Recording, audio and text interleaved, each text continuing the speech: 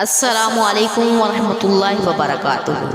میں دعا کرتی ہوں میرے مسلمان بہن بھائی دنیا کے کسی بھی کونے میں ہوں، خیر و عافیت سے ہوں۔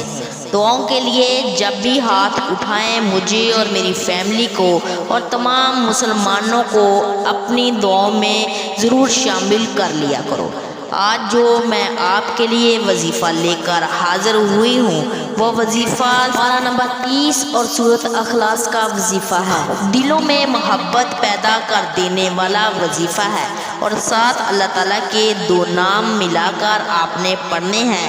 انشاءاللہ جس کے لیے پڑھیں گے جو بھی آپ کا محبوب ہو، وہ چاہے والدین، بہن بھائی یا کوئی اور آپ کا محبت کرنے والا، پیار کرنے والا رشتہ ہے، کوئی بھی رشتہ ہو لیکن جائز رشتہ ہو، اس کے لیے یہ وظیفہ آپ کر سکتے ہیں۔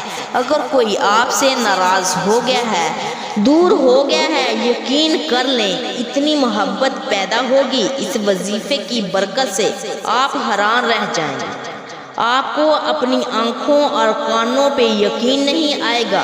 یہ انسان آپ سے جو بات نہیں کرتا آپ سے بات کرنے لگ جائے گا، آپ سے بات کرنے کے لیے ترسے گا۔ یہ ایک ایسا مجرب عمل ہے۔ آپ اللہ کی رحمت پر یقین رکھ کر یہ وظیفہ کریں۔ آپ سے گزارش ہے جو میرے بہن بھائی نئے چینل پر ہیں تو چینل کو سبسکرائب کریں تاکہ جو بھی نئی آنے والی ویڈیو کا نوٹیفیکیشن آپ کو برائے وقت مل سکے۔ آپ نے 41 مرتبہ درود ابراہیم پہلے پڑھنا ہے، جائز مقصد کے لیے، فائدہ ہی فائدہ ہوگا انشاءاللہ۔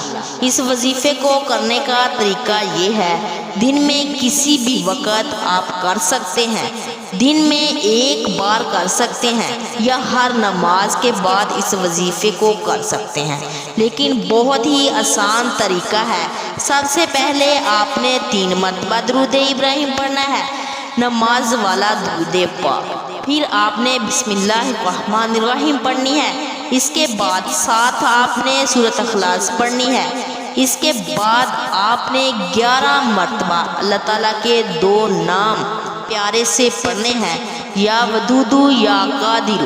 اسی طرح 11 مرتبہ ان 2 ناموں کو آپ نے پڑھنا ہے، اس کے بعد پھر 3 مرتبہ درود ابراہیم پڑھ لینا ہے۔